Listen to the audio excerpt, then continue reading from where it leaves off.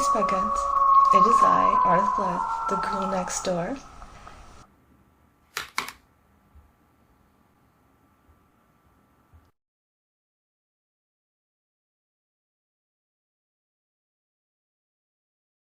Hello, my speckons. It is I, Arthur, the girl next door, your favorite ghoul fiend. And today is day 11 of my 13 days of Halloween 2025. Day 11. We're almost at the end. We've almost made it through. And we're going to go with something typical of me, and that is a movie review. Maybe the shirt will clue you in. You've heard me talk about this movie a couple times in other videos. I don't believe that I've ever done a review on this one. Not on here. I've done a review on it in written form on my old written blog, but not in video form. And that would be Elvira, Mistress of the Dark. This is a 1988 feature film. It's her first movie, as the character Elvira.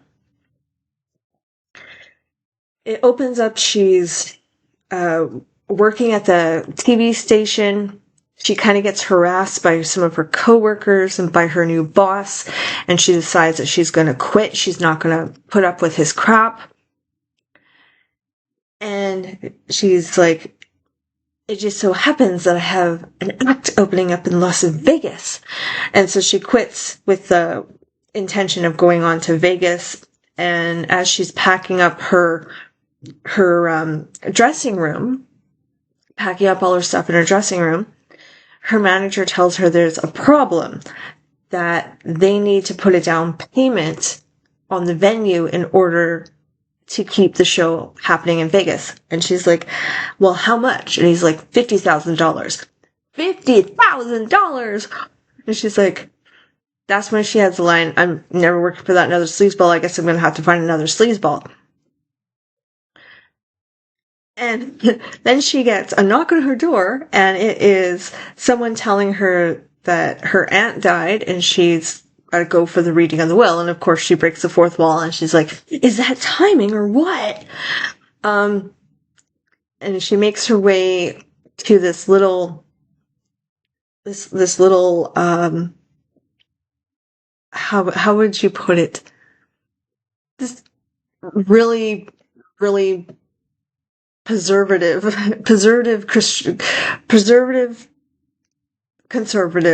Christian type of town. And she actually makes a joke later on where she's talking to somebody on the street in front of, I think it's not the hardware store, the bowling alley. And it's the love interest, and he's like, well, they're not real big on fun around here. And she's like, oh, a bunch of preservatives. So she comes to this town, and right away, everyone is, because she looks like this. And right away, everyone is just in shock and awe. And we get a great line, later in the movie where she's talking to her uncle. And he makes a comment about, her look. And she's like, that's okay. My look's kind of a shock to everybody. So anyway, she's there, and she tries to get her inheritance is a house, a dog, and a book. And she tries to sell the house to get some money. So she has to fix it up first, and she gets all the kids in the neighborhood, like the teenagers, not the kids, the teenagers in the neighborhood to help her fix it up. And it's this big mismatch, kind of the way they paint it. One wall is blue, half a wall is yellow, another, the door is another color. And some of the parents are unhappy with her having all the teenagers around her and everything. They kind of try to run her out of town. It doesn't quite work. Then her love interest, they find out her and her love interest, they plan a midnight showing of Attack of the Killer Tomatoes, where she does her horror host thing. That doesn't go over very well. All the teenagers show up and everything, but her rival, Patty,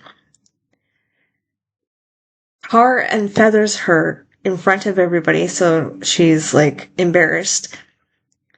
Then when her and her love interest, Bob, go back to her house so she could clean up, she decides to make dinner. And she finds what she thinks is a recipe in what she thinks is her aunt's recipe book. Ends up, it's a spell book, and she's conjuring a demon. So that happens, and then her and Bob go to the attic, and they find all of her aunt's witchcraft witchcraft stuff. all her trunk of witchery. Anyway, so then it's a day or two later, still trying to sell the house. She has a bad situation with the real estate agent. And he makes a pass at her. She tells him no. She tries to find a job. She can't.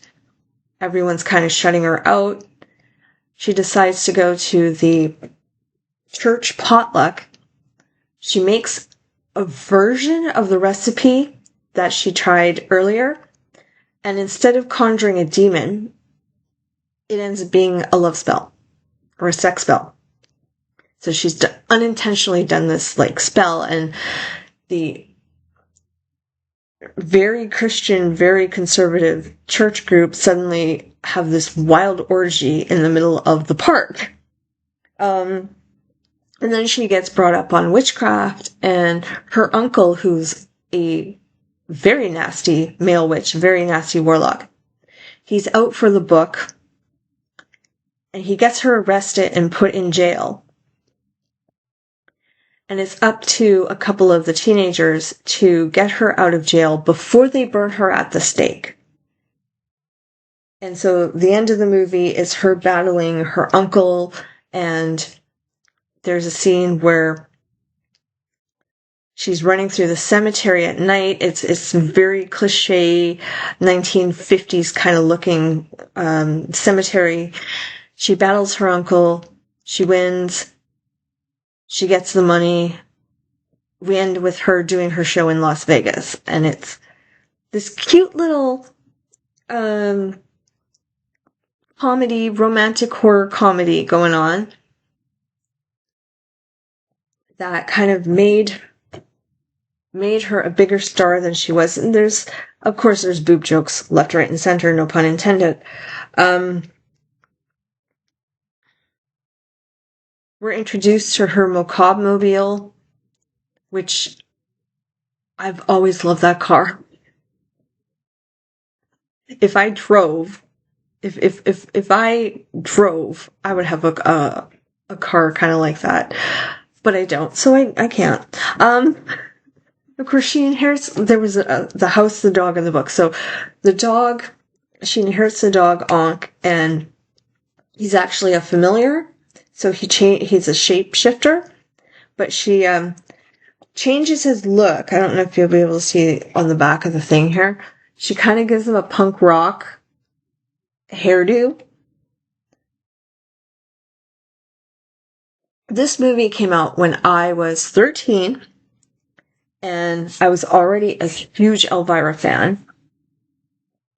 And it's kind of cemented in my mind the kind of style and personality I would have for, the next, I would say, half a decade, if not more. This movie and another movie, Lynn Redgrave, she did a movie called Midnight about a horror hostess that between those two movies, because they came out within 6 months of each other, between those two movies, my personality was basically set. Like, it really infused the idea that I wanted to be a horror hostess. Again, I've talked about the fact that I've tried on a local level and things never quite worked out the way they were supposed to. But yeah, we're going to keep it nice and short. Nice and short today. So that was my review of Elvira, Mistress of the Dark.